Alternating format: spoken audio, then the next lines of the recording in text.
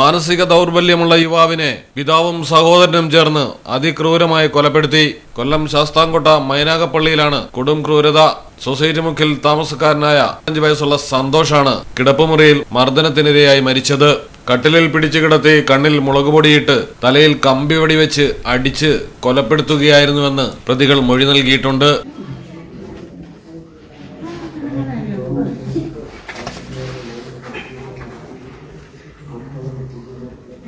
സന്തോഷിന്റെ ആക്രമണം സഹിക്കവയ്യാതെയാണ് കൊല നടത്തിയതെന്നാണ് അച്ഛൻ രാമകൃഷ്ണൻ പോലീസിനോട് സമ്മതിച്ചിരിക്കുന്നത്. രാമകൃഷ്ണന്റെ മൂത്ത മകൻ 36 വയസ്സുള്ള സനലും സന്തോഷും മാത്രമാണ് വീട്ടിലുണ്ടായിരുന്നത്. സഹോദരങ്ങൾ തമ്മിലുണ്ടായ സംഘർഷം നിയന്ത്രിക്കാൻ പിതാവ് ശ്രമിക്കുകയും തുടർന്ന് കൊലപാതകത്തിലേക്ക് എത്തുകയുമായിരുന്നു. സന്തോഷിന്റെ ഉപദ്രവം തുടർന്നതോടെ പിതാവും സഹോദരനും ചേർന്ന് കട്ടിലിൽ പിടിച്ച് കിടത്തി കെട്ടിയിട്ടു. ബഹളം കൂടിയപ്പോൾ കണ്ണിൽ മുളകുപൊടിയിട്ടു. ശേഷമാണ് തലയ്ക്കടിച്ച് കൊലപ്പെടുത്തിയത്. 3ാമത്തെ അടിയിലാണ് തലപൊട്ടി മരണം സംഭവിച്ചത്.